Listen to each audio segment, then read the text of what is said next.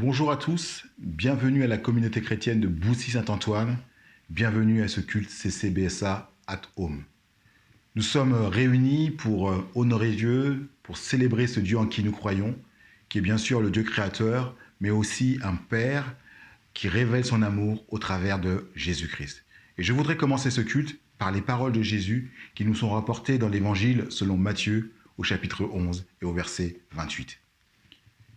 Il est dit ceci: « Venez à moi, vous tous qui êtes fatigués et chargés, et je vous donnerai du repos. Prenez mon joug sur vous et recevez mes instructions, car je suis doux et humble de cœur, et vous trouverez le repos pour vos âmes, car mon joug est doux et mon fardeau léger. » Il y a une invitation aujourd'hui à déposer aux pieds de Jésus toutes nos inquiétudes, toutes nos peurs, tous nos fardeaux, et aussi une invitation à recevoir ses paroles, à recevoir ces instructions qui vont élever nos âmes et donner du sens à nos vies. Nous allons pouvoir cheminer ainsi au travers d'un moment de louange dans lequel Rebecca va nous conduire et au travers d'une exhortation biblique qui nous sera donnée par le pasteur Bernard Forti. Je vous invite à être particulièrement attentif, à faire abstraction de tout ce qui pourrait vous déranger pour profiter pleinement de ces moments qui nous sont proposés. À la fin du culte, nous partagerons le repas du Seigneur, nous partagerons les deux éléments, le pain et le vin. Aussi, si vous avez du jus de fruits, du jus de raisin, du vin et du pain, vous pouvez vous organiser pour les mettre à disposition et on prendra le repas du Seigneur ensemble à la fin du culte pour terminer les moments que le Seigneur nous offre maintenant. Donc, bon culte, bon moment de louange avec Rebecca et bon partage biblique avec le pasteur Bernard Forti. Bonjour à tous. On va prendre un temps de louange ensemble et on va prendre ce chant qui dit que le nom de Jésus est glorieux, qu'il est merveilleux. Donc je vous invite à chanter chez vous, à danser aussi si vous le souhaitez, mais surtout à élever son nom.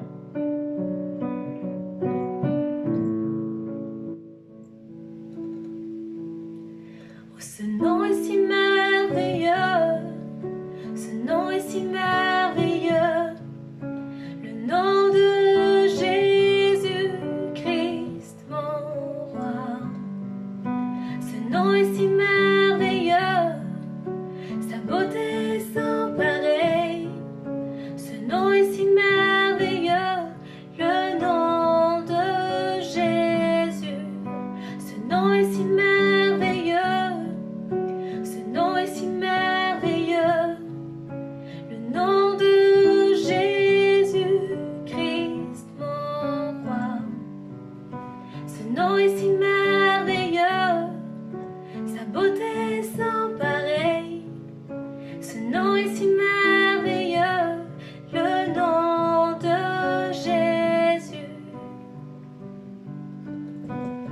Tu étais là dès la création, Fils unique de Dieu très haut. Les mystères de ta gloire révélés en toi, Christ, notre Seigneur. Oh, ce nom est si merveilleux, ce nom est si merveilleux, le nom de Jésus-Christ, mon roi. Ce nom est si merveilleux, sa beauté sans pareil. Ce nom est si merveilleux, le nom de Jésus. Tu n'as pas voulu les cieux sans nous. Alors Jésus, tu es venu. Ton amour a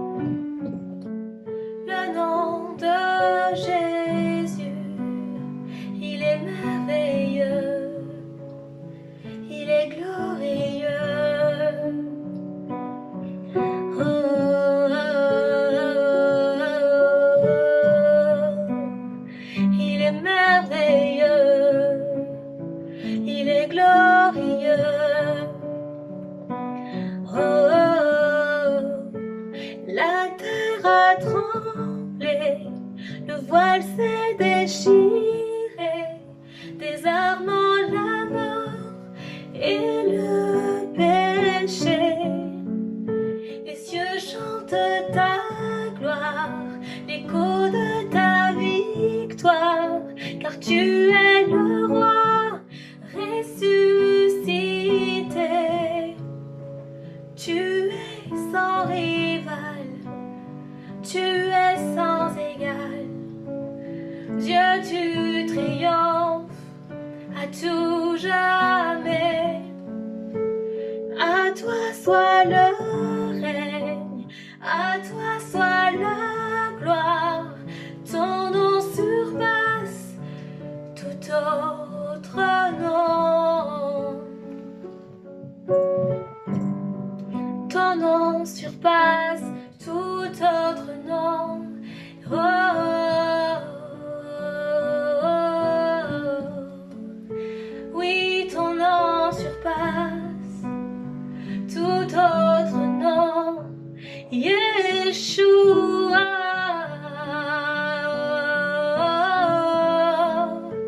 Yeshua. Ton nom surpasse tout autre nom.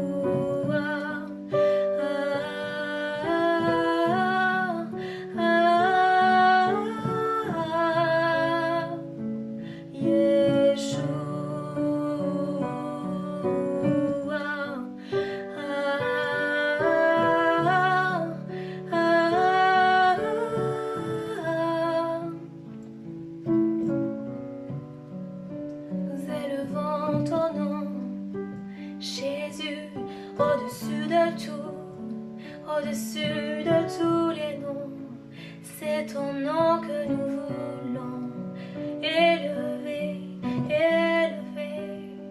C'est ton nom que nous voulons élever. Yeshua.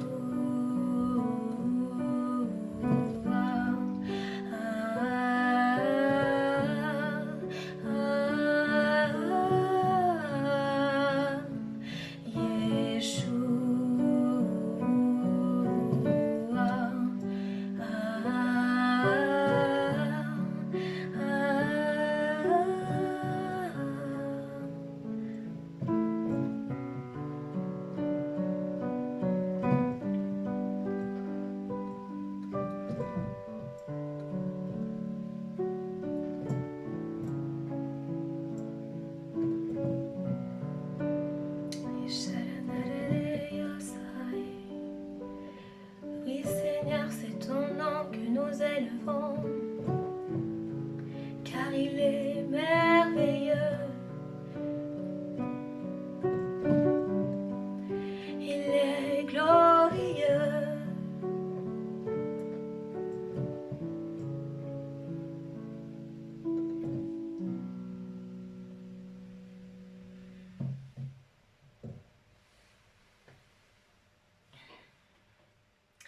Eh bien, merci pour ce temps, que chacun soit béni, ressourcé, et je vous dis à très bientôt.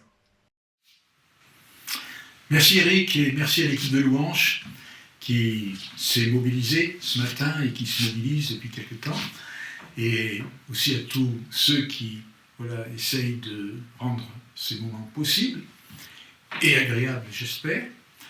Bonjour les bien-aimés aussi qui êtes reliés à CCBSA, at home, et à vous aussi, chers amis, qui vous connectez et qui regardez cette vidéo pour un moment de partage de la parole. Alors j'espère de tout cœur que vous allez bien, même si vous êtes confinés, comme je le suis moi-même, depuis quelque temps déjà, dans dans votre maison. Pensez à prendre peut-être un stylo, un carnet, une feuille de papier pour noter peut-être les références bibliques et aussi les différentes choses qui vous seront apportées ce matin pour y revenir ensuite et les relire à tête reposée. Et bien entendu, procurez-vous votre Bible. Vous en aurez besoin dans les quelques passages qu'on va citer de ci, de là.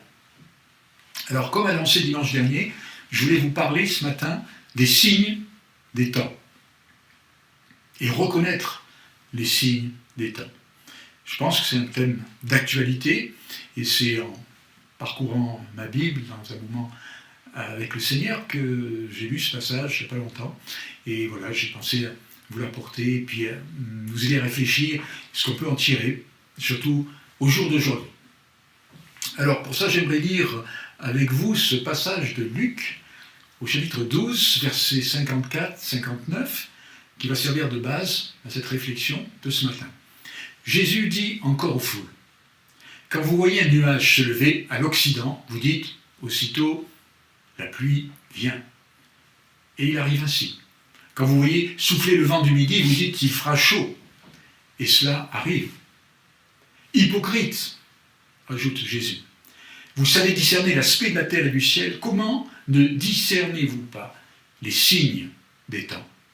Et pourquoi ne discernez-vous pas de vous-même ce qui est juste? Lorsque tu vas avec ton adversaire devant le magistrat, tâche en chemin de te dégager de lui, de peur qu'il ne te traîne devant le juge, que le juge ne te livre à l'officier de justice et que celui-ci ne te mette en prison.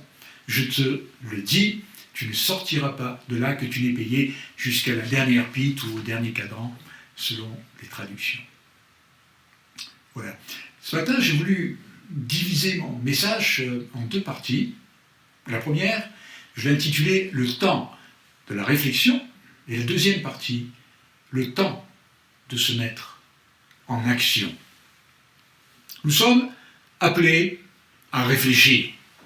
Voilà ce que dit le livre de l'Ecclésiaste au chapitre 7, verset 14. « Au jour du bonheur, sois joyeux, au jour du malheur, réfléchis. Dieu a fait l'un comme l'autre afin que l'homme ne découvre point ce qui doit lui arriver. »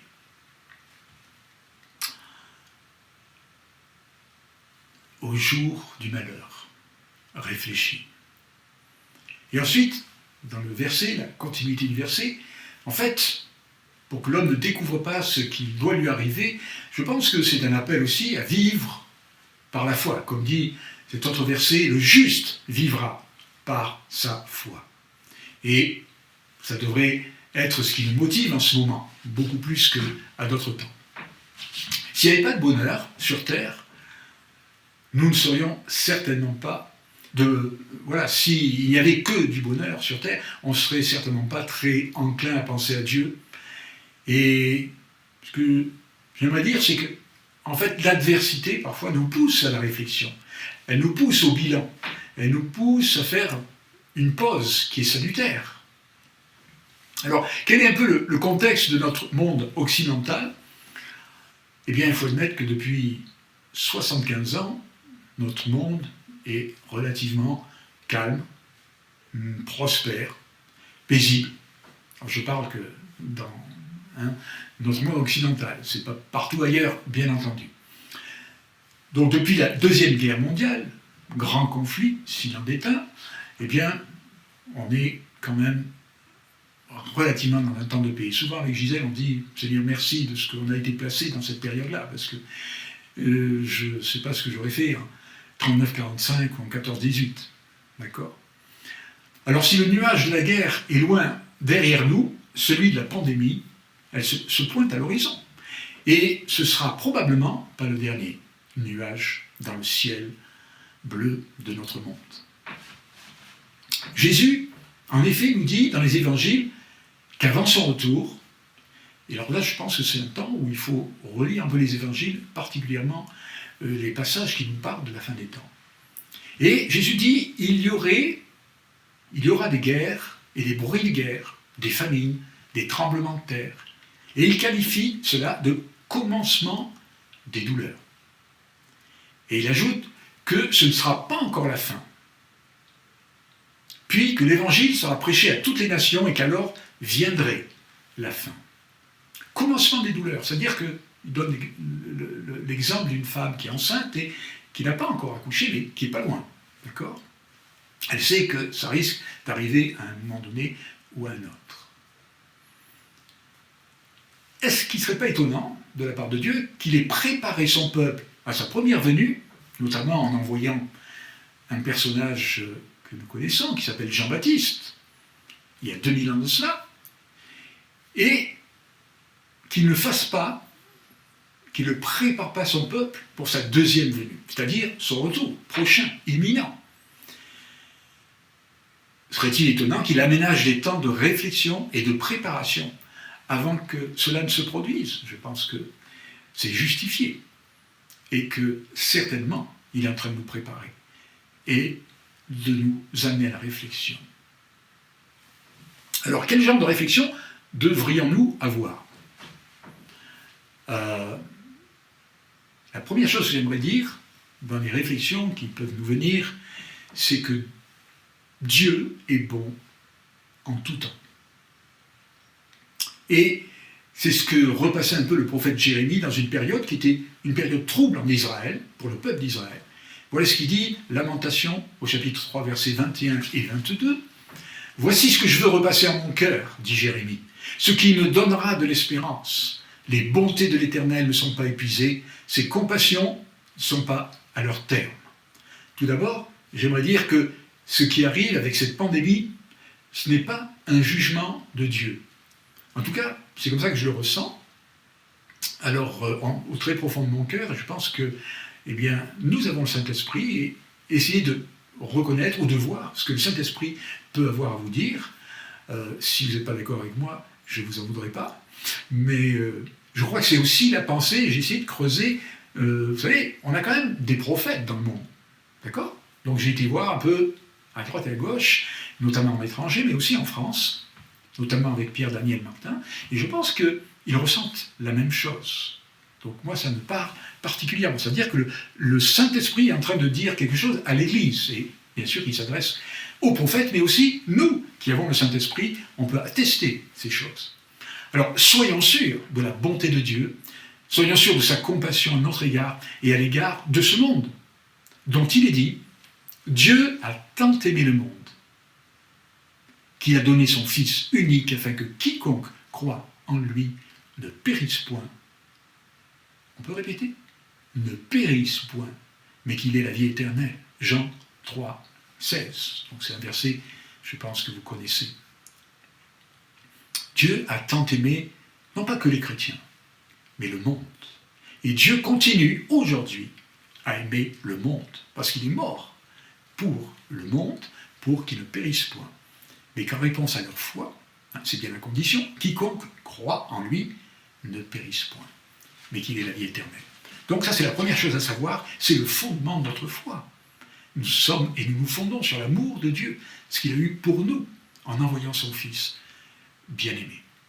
Alors la deuxième réflexion que nous pouvons faire, c'est celle de faire le point sur notre vie personnelle, sur notre relation à Dieu, sur notre relation aux autres aussi. Donc c'est un temps de pause où Dieu a appuyé sur un bouton, un temps de pause pour faire le point. Chers frères et sœurs, nous sommes appelés à faire le bilan et non à le déposer. Et ce qui me parle particulièrement dans cette situation, c'est le confinement dans lequel nous sommes tous légalement obligés de rester. C'est un événement unique au monde, sans précédent dans l'histoire de l'humanité, ce qui se passe en ce moment. Donc, sachons voir un signe des temps, certainement pas le dernier. Voici les questions qui doivent alimenter notre réflexion. Où en suis-je avec Dieu ? Y aurait-il quelque chose lui-même à me dire de particulier ? Ai-je besoin d'élaguer mes priorités ou l'arbre de mes priorités ? Quelle réforme ai-je besoin de mener dans ma vie ? Qu'est-ce qui doit changer en moi ? Ou au contraire, se renforcer ? C'est peut-être que ce que j'ai laissé tomber et que je dois relever. Avec qui dois-je me réconcilier ? Vous voyez, tout ce genre de questions sont quand même des questions fondamentales et importantes. Donc, Voilà. C'est aussi un temps de pause pour un moment. Alors là, je sais que vous allez me dire que je me répète, mais finalement, je me suis dit, en réfléchissant à cela, mais peut-être que Dieu, avec d'autres bien sûr, m'a suscité pour vous dire ces choses depuis 30 ans. Mais je parle d'intimité avec Jésus, d'intimité avec Dieu. Nous sommes dans des temps où nous devons développer notre intimité avec le Seigneur. Et c'est pas pour rien que dans l'Apocalypse, qui est un livre quand même particulier sur la fin des temps, Apocalypse 3.20 dit « Voici, je me tiens à la porte », c'est Jésus qui parle, « et je frappe. Si quelqu'un entend ma voix et ouvre la porte, j'entrerai chez lui, je souperai avec lui, et lui avec moi. » Alors quel est l'état de ma relation à Dieu? Vous savez, l'intimité, c'est de pouvoir tout dire au Seigneur, et le Seigneur de pouvoir tout nous dire. Mais qu'est-ce qu'il aimerait nous dire aujourd'hui? C'est dans les deux sens, l'intimité. Parce qu'autrement, c'est un monologue. Mais l'intimité, c'est de pouvoir ouvrir son cœur mutuellement et ouvrir grand ses oreilles, les oreilles de notre cœur, avec Dieu. Et j'aime ce verset qui est de circonstance.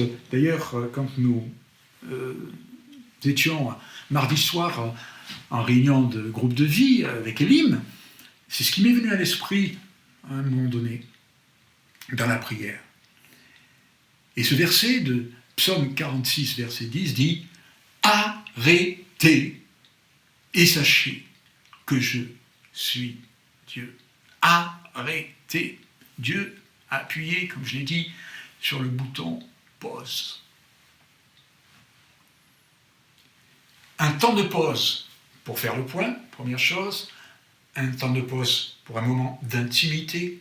Troisième chose, un temps de pause pour la réconciliation et le pardon.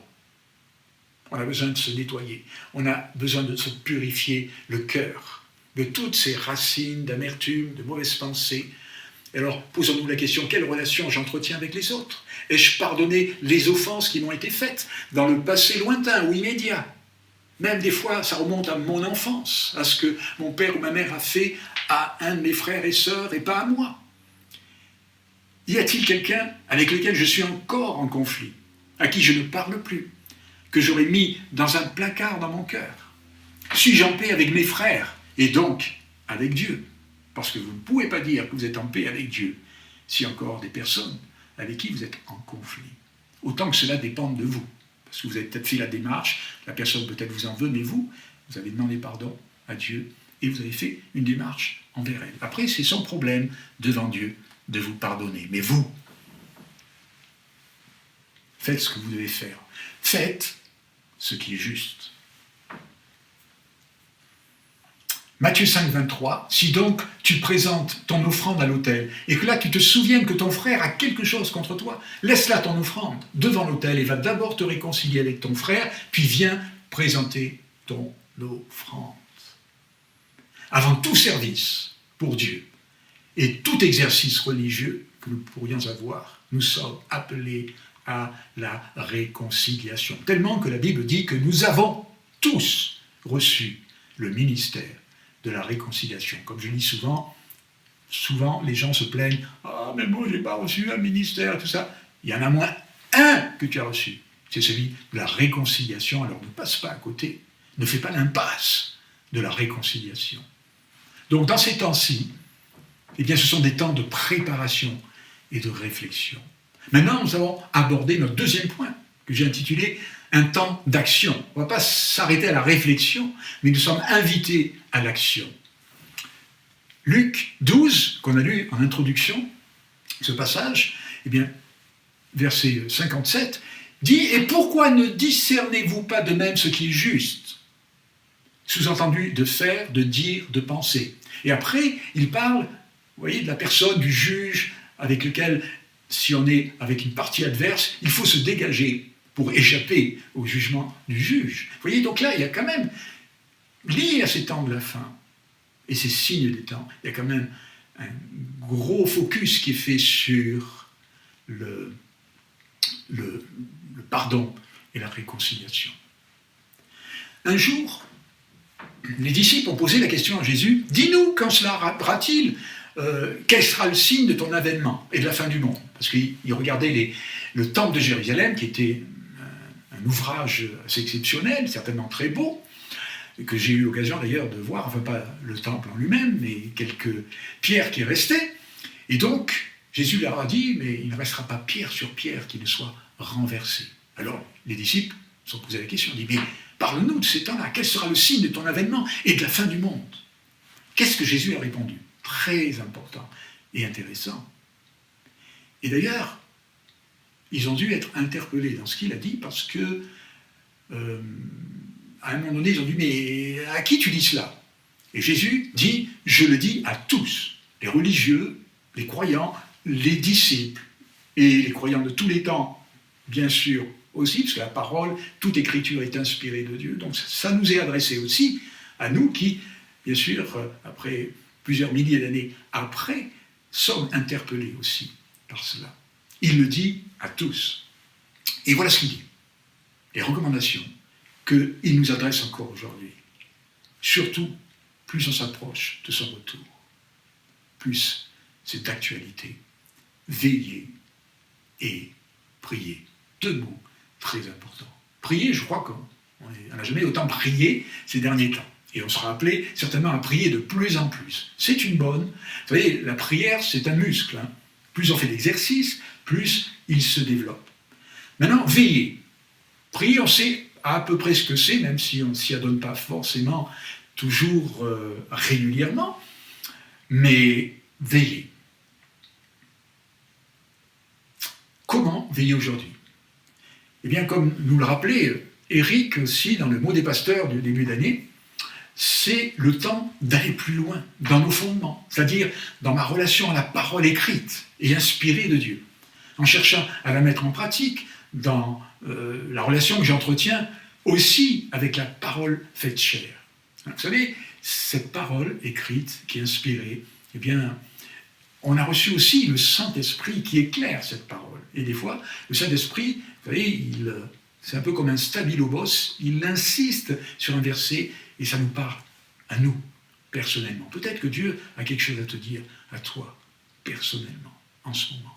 Donc, reste à l'écoute. Donc, première chose, se mettre en action en veillant et en priant. Veiller. Comme la sentinelle qui regarde si ce qui vient à l'horizon, eh bien, c'est un ennemi ou si c'est un allié. Donc, veillons. Veillons à ce qui vient dans ces temps-là.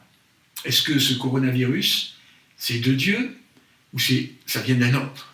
D'accord? Et j'aimerais dire d'ailleurs que nous avons des voix prophétiques. André nous avait interpellé sur les sentinelles en fin d'année 2019. Gisèle, en début d'année, qui a aussi quelque chose de prophétique, a parlé aussi qu'il y aurait dans l'année 2020 certainement plusieurs fois des trompettes qui sonneraient. C'en est une bonne, là, que nous avons été obligés de lancer, n'est-ce pas?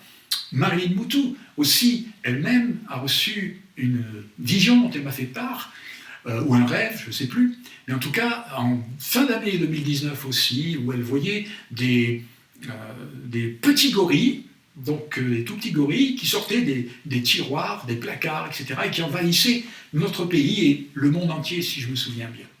Donc, nous sommes, et nous avons été prévenus, il y a cet esprit prophétique au milieu de nous, et c'est encourageant, et on l'encourage aussi.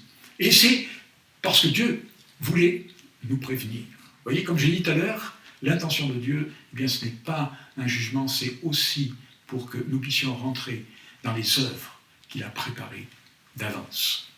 Alors, la deuxième chose pour laquelle il faut se mettre en action, elle se résume dans l'expression, j'ai essayé de trouver une expression qu'on peut-être on connaît tous, c'est élargir l'espace de notre tente. Élargir l'espace de notre tente. Qu'est-ce que je veux dire par là? Eh bien, je crois qu'il faut vraiment saisir l'opportunité qui nous est donnée de partager cette bonne nouvelle de Jésus de façon stratégique, originale, pertinente. En ce moment, tout le monde est sur Internet, à cause du confinement, bien sûr. Donc les gens ne peuvent pas sortir, nous ne pouvons pas aller à eux, mais Par contre, via Facebook, YouTube et les réseaux sociaux, nous pouvons le faire. Comme disait cette citation du film Le Bossu, si tu ne viens pas à la Gardère viendra à toi. D'accord ? Donc, nous allons vers nos concitoyens pour leur annoncer cette bonne nouvelle de Jésus. Il y a urgence. La pandémie et après la crise économique qui suit et qui suivra certainement sont des temps favorables pour parler de la seule espérance qui ne peut pas se corrompre, qui ne peut pas se détruire, qui ne peut pas se déprécier. Et cette espérance, c'est la bonne nouvelle que nous donne Jésus-Christ, qu'il est lui-même la bonne nouvelle. Et là, je voudrais appuyer sur ce que Jean-Pierre Coppé nous a dit en début d'année dans la créativité et l'innovation. On est dans ces temps-là. C'est le moment d'innover, d'être créatif dans une façon de nous relier aux autres, de publier peut-être des vidéos, au lieu d'envoyer et de saturer, nos amis ou nos contacts de vidéos qui ne sont pas très intéressantes ou spirituelles, on va dire. Eh bien, relayons des courts messages, des réflexions, des images, des versets bibliques, donc avec une espérance qui parle du salut en Jésus. Je le répète, comme je le disais également en début d'année, il y a une urgence. Écoutez, merci à l'équipe de Com qui a fait un gros travail pour on en parlait avec l'équipe élargie l'autre soir, qui a fait un gros travail pour le site de la CCBSA. Allez sur le site de la CCBSA et réécoutez le mot des pasteurs. Et vous allez voir que ça revient à plusieurs fois, et je crois que dans les témoignages qu'il y a eu au début d'année aussi, il y a eu des choses qui sont recoupées aussi, et qui nous ont prévenus et préparés pour les temps dans lesquels nous sommes. Donc élargissons l'espace de nos relations avec nos voisins. Il y a des choses extraordinaires qui se passent avec nos voisins. Les entraides, les WhatsApp où on partage, où les gens se rajoutent les uns et les autres, où on s'est dit on va peut-être faire un barbecue géant avec tous les voisins quand cette pandémie sera terminée. Et vous voyez, il y a des choses qui se passent. Et Dieu est à l'œuvre en ce moment. Sachons le reconnaître, sachons le voir. Prenons l'initiative. Ayons de l'imagination. Avec nos amis, nos voisins, notre famille, avec tous ceux que nous pourrons atteindre. Ne regardons pas le coronavirus, mais ayons les yeux fixés sur Jésus et la moisson qui vient. Et la moisson qui vient. Vous savez, je crois que Dieu avait un projet et qu'il a ce projet toujours d'une moisson abondante. Et c'est pour cela que certainement l'ennemi de nos âmes s'est levé pour nous emmener sur une autre piste de réflexion sur la peur, sur la crainte, pour nous éloigner de cette moisson. Mais en fait, le but de Dieu, c'est une moisson pleine et entière. Il veut engranger beaucoup de personnes encore dans son royaume et pour sa gloire. Et je crois qu'il nous faut vraiment discerner cela. Donc pour terminer, chers bien-aimés, voici les 2 mots d'ordre dans ce message, ce dimanche matin. Réflexion et le deuxième, action. Ne restons pas que dans la réflexion. Et ne faisons pas que l'action non plus. Réflexion aussi, portée par l'Esprit de Dieu, inspirée par l'Esprit de Dieu, pour être, comme disait Jean-Pierre aussi, innovant, pour avoir une pensée et une initiative qui va faire la différence. Que Dieu vous bénisse, que Dieu vous inspire et vous garde. Portez-vous bien, bien-aimés, prenez soin de vous. Vous le valez bien, puisque vous êtes aimés de Dieu. On vous aime et on vous bénit. Nous sommes parvenus à la fin de ce culte. Merci Rebecca, merci Pasteur Bernard de nous avoir conduits dans ces moments. Comme annoncé en début de culte, nous allons prendre maintenant le repas du Seigneur et je voudrais commencer par une lecture biblique dans l'évangile selon Matthieu au chapitre 26 au verset 26. Pendant qu'il mangeait, Jésus prit du pain et après avoir rendu grâce, il le rompit et le donna aux disciples en disant « Prenez, mangez, ceci est mon corps. » Il prit ensuite une coupe et après avoir rendu grâce, il la leur donna en disant « Buvez-en tous, car ceci est mon sang, le sang de l'alliance, qui est répandu pour beaucoup, pour le pardon des péchés. Je vous le dis, je ne boirai plus désormais de ce fruit de la vigne, jusqu'au jour où j'en boirai du nouveau avec vous dans le royaume de mon Père. » Voilà, une invitation de la part de Jésus à se souvenir de son sacrifice à la croix, à se souvenir de son corps brisé, de son sang versé pour le pardon de nos péchés. Alors si vous vous inscrivez dans cette position de disciple de Jésus, eh bien vous pouvez partager ce repas avec nous. Les deux espèces, le pain qui représente le corps de Jésus et le vin qui représente son sang qui a été versé pour nous. Je voudrais commencer par le pain et ensuite je prendrai la coupe et avant cela je vais juste prier. Mon Seigneur et mon Dieu, merci pour ton sacrifice à la croix. Merci de nous permettre de nous rappeler, dimanche après dimanche, instant après instant, que tu as payé pour nous et que tout est accompli. Alors c'est avec action de grâce que je prends avec tous mes bien-aimés qui sont avec moi réunis dans ce culte CCBSA Atome, le pain et le vin, que je prends ce repas en ton honneur et à ta gloire. Amen. Il est dit que Jésus, il a pris le pain, il a rompu, il a donné à ses disciples. Donc, nous faisons comme Jésus nous a enseigné de le faire. Nous rompons le pain et nous mangeons ensemble.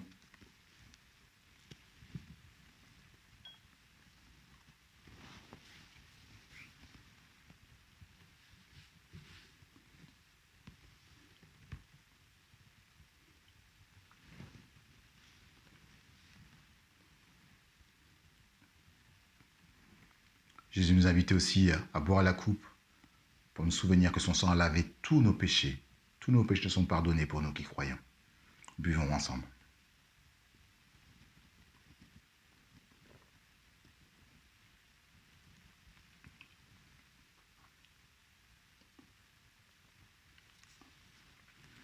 Voilà, le repas est pris.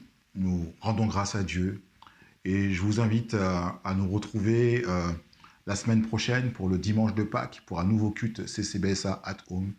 Et partez et vivez cette semaine avec la paix du Seigneur. Soyez réconfortés de ce que Jésus prend soin de vous et repassez dans vos cœurs tout ce que nous avons vécu ensemble encore aujourd'hui. À dimanche prochain.